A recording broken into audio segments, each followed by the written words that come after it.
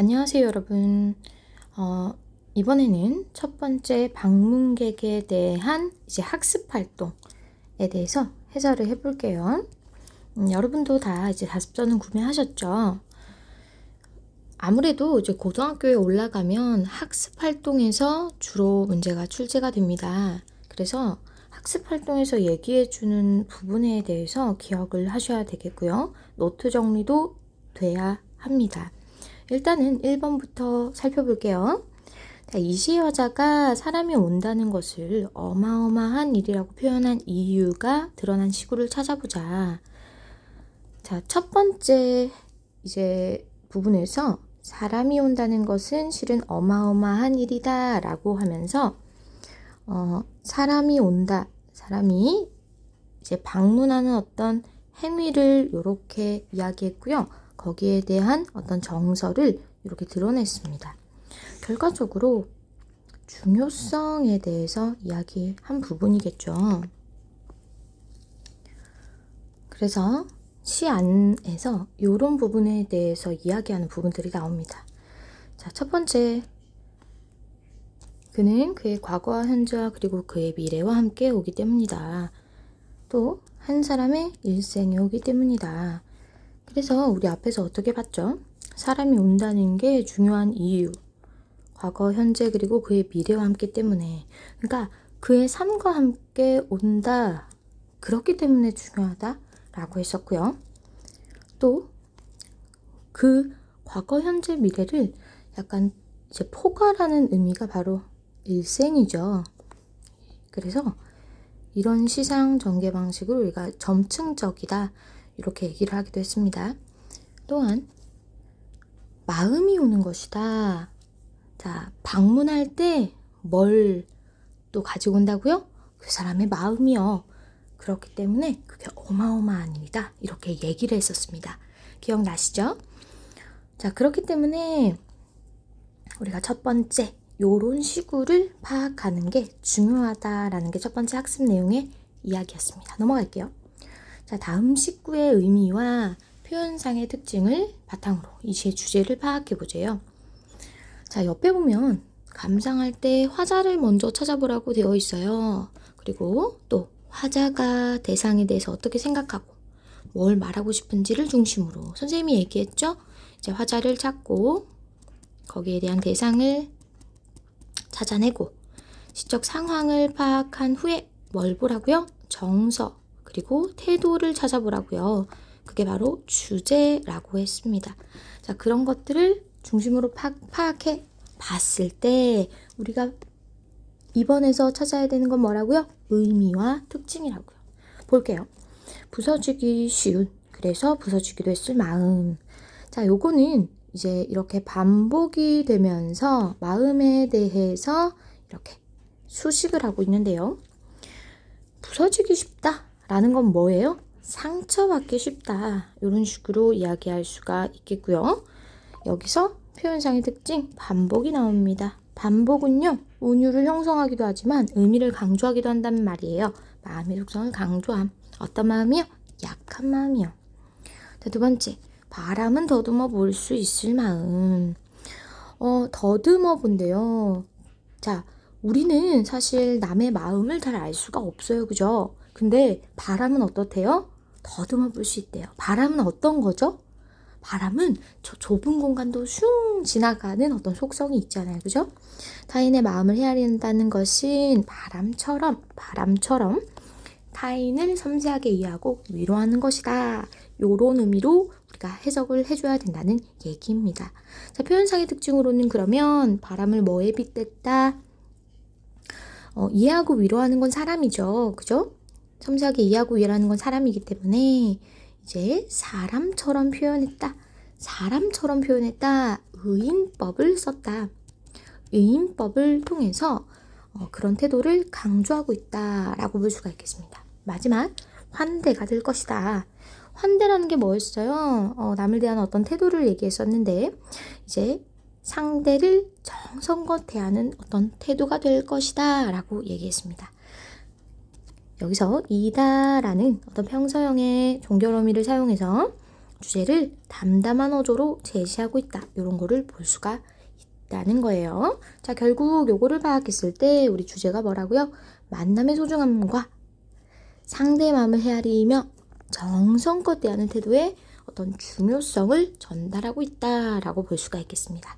자, 다시요. 이 시는 만남의 소중함과 상대의 마음을 헤아리며 정성껏 대하는 태도의 중요성을 전달하고 있다. 이렇게 얘기하고 있다는 겁니다.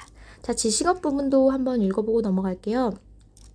주요 19를 통해 지혜 주제와 전반적인 맥락을 파악할 수 있다.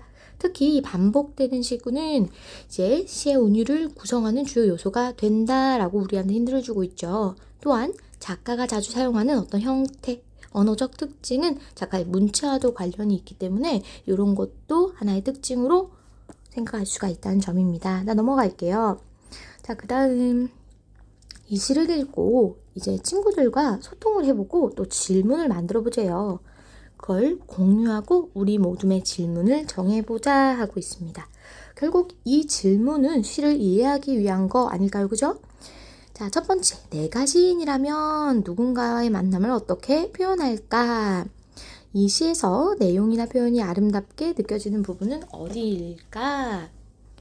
시인이 주제를 전달할 때 바람을 소재로 사용한 이유는 무엇일까? 앞에 거 내가 시인이라면 이 부분은 이제 여러분들이 생각해 볼 수 있는 부분이겠고요. 두 번째, 요것도 살짝 주관적인 거죠. 근데 세 번째 같은 경우는 시인이 전달할 때 바람을 소재로 사용한 이유, 요거는 우리가 본문에서 그 답을 찾을 수가 있기 때문에 일단 여기서 우리 모둠 질문으로 선택을 한 것 같아요. 시인이 주제를 전달할 때 바람을 소재로 사용한 이유는 무엇이었죠? 우리 앞에서 봤었죠. 바람은 굉장히 이제 어떤 존재라고요? 시인 생각에는 이런 바람이 타인의 마음을 이제 감싸 안고 더듬어 줄 수 있는 존재라고 봤기 때문에 그렇기 때문에 바람을 소재로 사용해서 어떤 환대의 의미를 강조했다. 이런 식으로 볼 수가 있다는 얘기죠. 이해되세요? 결과적으로 지금 여기서 짚을 수 있는 포인트는 시인이입니다. 시인이 그러면 시인의 어떤 생각 가치관에서 그 답을 뽑아낼 수 있는 거기 때문에 자, 요거를 가지고 이해하려면 작가 맥락을 바탕으로 이제 거기에 대한 답을 찾을 수가 있다. 이렇게 볼 수가 있을 것 같아요. 그리고 이렇게 작가 맥락을 이해하기 위해서는 사실 작가에 대한 정보나 다른 작품에 대한 것들이 배경 지식이 필요하겠죠. 자, 또한 다양한 또 질문들이 나올 수 있겠죠. 그런 것들을 파악하기 위해서는 거기에 그 맥락에 대한 정보도 필요함을 알고 넘어가면 되겠습니다. 자, 일단은 넘어갈게요. 자, 두 번째. 그래서 1에서 정한 어떤 우리 모둠 질문과 자, 그게 바로 이 우리 모둠 질문이었죠. 이 제시된 질문들에 대해서 또 이제 모둠 구성원들과 이야기를 나누면서 이 시를 또 깊이 있게 감상해보자 하고 있습니다. 자, 시인이 주제를 전달할 때 바람을 소재로 사용한 이유는 무엇일까? 자, 여기에 대해서 지금 답을 얘기하는 것 같지는 않은데요. 지금 다른 질문들이 이렇게 나와 있죠. 요런 질문, 이제 요런 질문, 요런 질문이요. 이거 같은 경우는 시인이 주제를 전달할 때 바람을 소재로 사용한 이유, 아무래도 아까 얘기했던 것처럼 어떤 시인의 어떤 생각을 바탕으로 답을 이제 얘기할 수가 있었던 질문이었습니다. 그럼 두 번째 질문은 어떨까요? 자, 자신의 경험을 바탕으로, 그럼 자신의 경험으로 라고 했었기 때문에 요거는 누구의 어떤 생각에서 답을 뽑아낼 수가 있는 겁니까? 맞아요. 독자의 생각에서 답을 꺼낼 수가 있는 거죠. 중학교 시절 내가 힘들어할 때 친구가 이유를 물어봐줘서 고마웠던 기억이 있대요. 그래서 이 독자의 생각의 환대란 뭐라고요? 이처럼 만남을 소중하게 여기고 그 사람의 마음을 헤아리는 것을 말하는 것 같다라고 이야기합니다. 자, 두 번째요. 작가 맥락 볼까요? 이게 왜 작가 맥락이죠? 맞아요. 시인이 쓴 다른 시 섬의 화자와 이렇게 얘기하고 있어요. 시인이 쓴 다른 시와 비교하겠다라는 거겠죠? 그럼 요 다른 시에서도 어떤 작가의 가치관, 요런 것들이 들어가 있을 수 있기 때문에 작가 맥락에서 분석했다라고 볼 수가 있겠습니다. 그래서 다른 시의 화자와 이 시의 화자의 태도를 비교해보세요. 그러면 시인 자체가 사람과의 만남에 대해 어떻게 생각하고 있을까? 시인의 어떤 가치관, 이제 시인의 생각을 묻고 있는 거죠. 자, 요 시를 볼게요. 섬, 정현종. 사람들 사이에 섬이 있다. 자, 이게 바로 시적 상황이죠. 지금 화자는 보이지 않습니다. 하지만 이면적으로 숨어 있긴 하죠. 그리고 태도, 정서태도 그 섬에 가고 싶다 라고 했습니다. 자, 사람들 사이에 있는 이 섬은 뭘까요? 맞아요. 사람들 간의 어떤 관계를 의미하겠죠. 그리고 그곳에 가고 싶다 라고 하는 걸 보니 어떤 소통에 대한 생각을 하고 있는 것 같습니다. 자, 그럼 답을 볼게요. 사람들 사이에 섬이 있다는 것으로 보아 다른 사람들과 만나는 게 쉽진 않지만 그래도 그 섬에 가고 싶다는 것은 자, 관계를 개선하고 싶은 바람을 나타낸 것 같다 라고 얘기를 하고 있습니다. 그러면 요거는요, 다른 작품과 이 작품을 비교해 봤을 때 작가가 시에 담아놓은 내용이라고 할 수가 있겠습니다. 자, 세 번째는 사회문화적 맥락이죠. 요거 같은 경우는 어때요? 질문 자체가 이 시는 한 건물의 글판에 게시돼서 많은 사랑을 받았대. 사람들이 이 시를 사랑한 이유는? 자, 봅시다. 여기 답변 보면 온라인 공간의 공간을 활용하면서 관계의 범위는 넓어졌지만 진지한 만남이나 소통이 줄어든 요즘의 사회 분위기 이렇게 얘기하고 있죠. 그러니까 사회문화적 맥락 이런 식으로 파악을 해야 되겠습니다. 자, 어쨌든 그 이유 파악을 해보니 여러 가지 맥락 속에서 답변이 다 나온다라는 것을 알 수가 있었어요. 자, 넘어가 볼게요. 3번. 이 시에 대한 평가를 한 문장으로 쓰고 공유해보자 라고 하고 있습니다. 그러면 다양한 요소를 고려해서 이제 한 문장으로 쓰라 라고 했기 때문에 우리는 어떤 대답이 나와도 이 내용, 표현, 가치 그 외의 것들을 이제 찾아낼 수 있어야 된다는, 그 기준을 찾아낼 수 있어야 된다는 얘기예요. 이해되세요? 이 시는 사람과의 만남에 새로운 의미를 부여하는 시이다. 자, 이 사람은 이런 답변을 내놨습니다. 자, 이 시에서는 일상에서 이루어진 사람과의 만남을 마음이 오는 것으로 표현한 점이 새롭기 때문이다. 자, 이렇게 얘기하죠.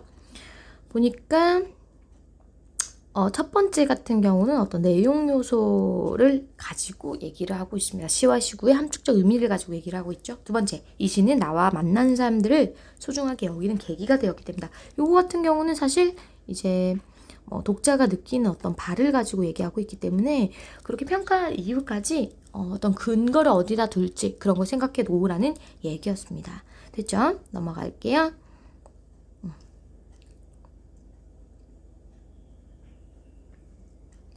그래서 또 친구들의 평가 중에서 가장 마음에 드는 것을 골라서 또 이유를 얘기해 볼 수가 있습니다. 그 이유 같은 경우도 이제 주관적으로 써낼 수가 있겠죠. 그죠? 자, 세 번째는 확장 부분이었습니다. 이 부분은요, 어떤 작품을 우리한테 하나 주고요. 이런 소설을 우리가 읽을 때 뭘 반영하자? 사회문화적 맥락을 파악해서 한번 읽어보자 라고 하고 있어요. 자, 한번 읽어볼게요. 자, 지난 12일 가장 피해가 심했던 백영시 일대를 비롯 전국적으로 눈과 유사한 정체불명의 하얀 결정체가 떨어지는 괴현상이 발생했습니다. 현재 알려진 바로는 체질에 상관없이 이 결정체에 접촉 시 알레르기 반응과 유사한 증상이 발현하며 이와 같은 증상으로 병원을 찾은 이는 4만여 명, 사망자는 70여 명으로 추정됩니다. 이 괴현상을 입은 피해액은 무려 350억 원 규모로 아직 정확한 원인을 밝혀진 것이 없습니다. 결정체 성분 역시 불명확한 상황입니다. 라고 얘기하면서 지금 여기는 어떤 이제 배경이 주어졌죠? 지금 보니까 이제 첫 번째에 제시된 부분은 약간 이제 기자가 어떤 상황에 대해서 언급을 하는 것 같죠, 그죠? 일단 공간적 배경은 백영시 일대입니다. 백영시 일대. 그리고 뭐가 일어났다? 눈과 유사한 결정체가 떨어지는 괴현상의 발생을 얘기해주고 있습니다. 자, 일단은 제 공간적인 배경, 그리고 사건. 알려진 바로는 어떤 반응? 오케이. 신체 접촉 시 어떤 증상이 발현하고 지금 병원을 찾은 사람이 이렇게나 많다. 사망자가 70여 명이다 라고 얘기하고 있습니다. 원인은 밝혀졌다고요? 아직 밝혀지지 않았다고요. 성분도 불명확한 상황이다 이렇게 얘기했습니다. 자, 계속 읽을게요. 중략. 가짜폭설로 내가 사는 자 내가 이렇게 나왔습니다. 그러면 1인칭이겠고요. 이 소설은 여기에서 주인공 시점인지 이제 관찰자 시점인지는 우리가 조금 더 읽어봐야 되겠죠. 가짜폭설로 내가 사는 배경지에서 22명이 전국적으로는 수천 명의 사람들이 괴설의 알레르기 증상 혹은 그로 인한 사고로 사망했다. 다치거나 실종이 된 사람들은 그보다 훨씬 많을 것이다. 연구자들은 눈송이가 피부에 닿았을 때 증상은 이전과 유사하나 증상이 나타나는 속도와 강도가 이전보다 배로 강하다라고 발표했다라고 하고 있습니다. 자, 그렇다면 지금 중요한 부분이 어느 부분이죠? 자, 여기에 대한 요약은 녹지 않는 가짜 눈에 의한 사람들의 피해입니다. 어떤 피해를 받았다고요? 밑줄 쳐볼게요. 자, 이 중심 문장에 대한 부분을 밑줄 치면 되는데요. 지금 보니까 오케이, 배경시에서 22명, 전국적으로 수천 명의 사람들이 이제 알레르기 증상, 그로 인한 사고로 사망했다라고 했습니다.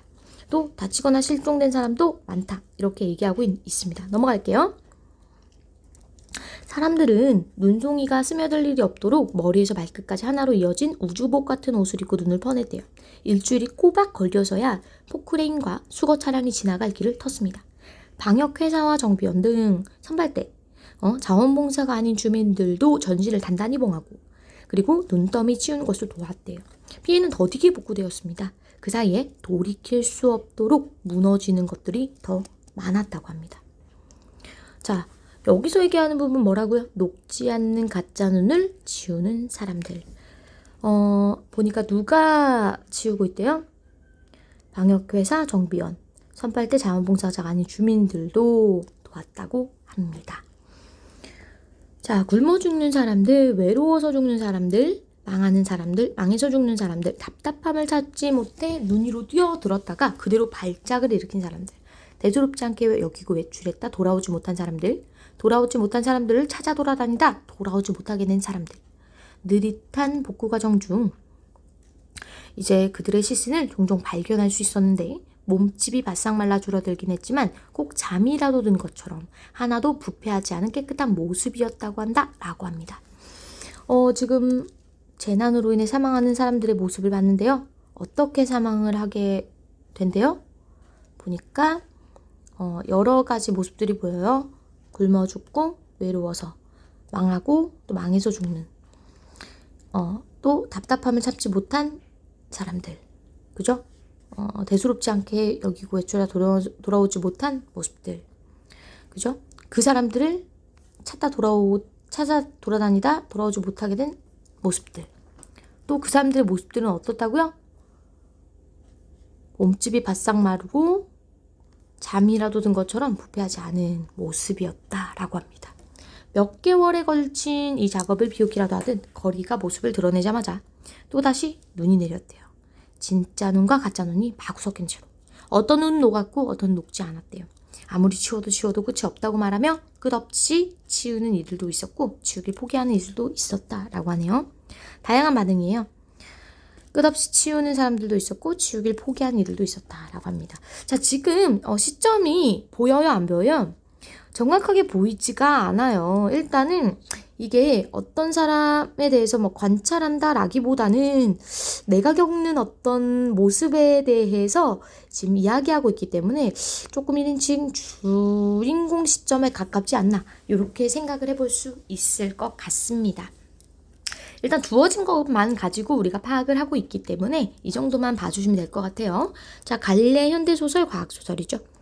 성격은 서사적, 시간적 흐름에 따라서, 사건의 흐름에 따라서 얘기를 하고 있고 굉장히 극적입니다. 사실 극적이라는 게 뭐냐 하면 이제 극을 보는 것처럼, 사전적으로는 극을 보는 것처럼 큰 긴장이나 이제 감동을 불러일으킬 때 우리가 극적이다 이렇게 얘기를 한다라고 볼 수가 있어요. 자, 서사적도 이야기를 했지만 잘 모르시는 분들이 있을 수 있기 때문에, 자, 이거는 그냥 시간의 흐름에 따라서 있었던 일을 기록한다라는 말이기 때문에 이제 모르는 사람은 꼭꼭 정리를 해주시고요. 이제부터 한 5,000번 정도 나올 거기 때문에 계속 알아두셔야 됩니다.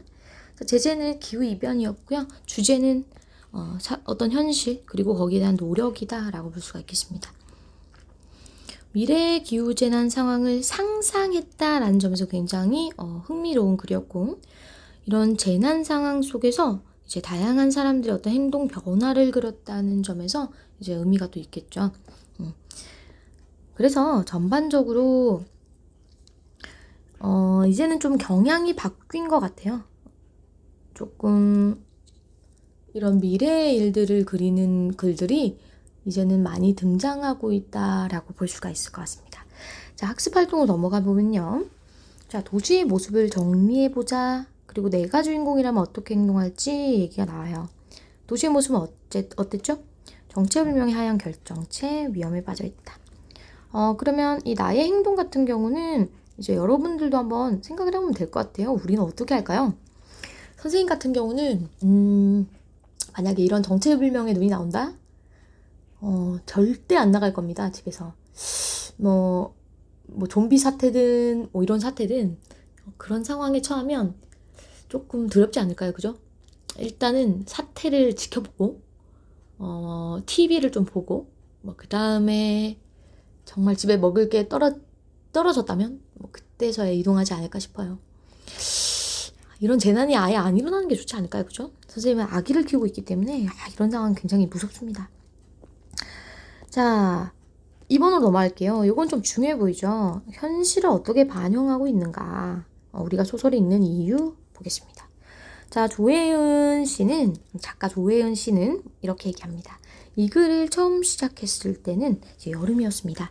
이상기후라는 단어가 유난히 와닿는 계절이었고, 저는 주말마다 일하는 곳에 휴게실에서 빗소리를 들었습니다. 하늘에서 떨어지는 물방울이 그렇게 위협적인 소리를 낼 수 있다는 걸 처음 알았어요. 폭우도 폭설도 많은 한 해였습니다.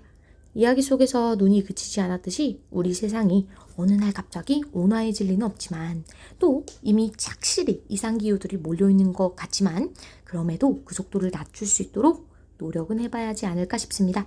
우리가 사는 곳이 바로 이곳이니까요. 이렇게 얘기합니다. 자, 현실을 어떻게 반영하고 있는가? 어떻대요? 진짜 이 작가가 이제 살고 있던 현실에서 이상기후가 나타났다 라고 했다는 거죠. 그죠? 그렇기 때문에 그런 걸 가지고, 그런 걸 바탕으로 창작을 했다 라고 합니다. 그래서 현실과 유사한 점이 많아 공감하며 작품을 읽었다라는 어떤 학생의 감상도 보이죠. 우리도 자연의 일부이니 환경을 보호하고 그런 방법을 생각해보자 하고 있습니다. 자, 그래서 이제 여기에 대한 답변으로 우리가 소설을 읽는 이유에 대해서 지금 뭐라고 하고 있습니까? 자, 상상과 허구의 이야기는 분명히 흥미를 불러일으키시면 이런 작품을 읽으며 독자는 자, 어떻게 하자고요? 현실의 문제를 재구성하고 우리 삶에서 중요한 게 무엇인지 생각할 수가 있다 라고 하고 있습니다. 자, 참고해서 읽어보면 된다는 거겠죠? 그죠? 자, 생태문화. 여기 보니까 생태한적 인식을 바탕으로 이제 생명 존중, 감수성 이런 걸 담은 문학 작품을 말한다. 그래서 인간의 문제를 형찰할 수가 있다. 이런 내용이 나오고 있기 때문에 이런 것도 전부 꼼꼼하게 읽어주시면 좋을 것 같습니다. 자, 정리해 볼게요. 마지막으로. 우리 문학 소통의 특성으로 작가 맥락, 독자 맥락, 사회문화적 맥락, 문학사적 맥락이 나오고 있습니다. 그래서 이런 걸 감상할 때는 이런 게 다층적으로 적용된다 라고 보고 있는 거죠. 자, 근데 사실 지금 교육 과정이 조금 바뀌었고, 원래 이제 문학 작품을 감상하는 관점에서는 이런 맥락이라는 단어를 쓰기보다는 이제 문학 작품을 바라보는 관점에서 내재적인 요소, 이제 외재적인 요소, 요런 거에 좀 치중해서 작품을 감상하는 경향이 있었습니다. 그래서 내재적인 요소, 그러니까 이 내외는 뭘 얘기하는 거냐면 문학 작품 자체를 얘기하는 거겠죠. 문학 작품 내에서 어떤 근거를 찾자면 이제 절대론적 관점, 문학 작품 속의 어떤 요소들을 이제 바탕으로 해서 감상하는 관점이 있었고, 이제 외재적인 관점으로서는 작품 외, 그러니까 작가와 관련된 관점을 우리가 표현론적 관점이라고 얘기를 하기도 했어요. 여기선 독자 맥락이라고 하는데 이제 효용론적 관점, 자, 또 현실 반영론적 관점, 이렇게 얘기를 한다는 거예요. 지금 뭐 이번에 바뀐 교육과정에서도 다른 교과서, 그러니까 창비 교과서를 보면 이런 식으로 문학작품을 바라보는 관점에 대해서 이제 언급이 나옵니다. 그래서 전부 알아두시면 도움이 될 것 같습니다. 자, 문학 소통의 효과는 뭐죠? 결과적으로 우리한테 주체적이고 능동적으로 작품을 감상할 수가 있다. 이런 태도를 강조하고 있기 때문에 이런 거를 이제 바탕으로 읽자. 이게 학습 목표다라는 걸 기억해 주시면 감사할 것 같습니다. 자, 일단은 마무리하고요. 그 다음에 매체 부분으로 넘어가겠습니다. 안녕.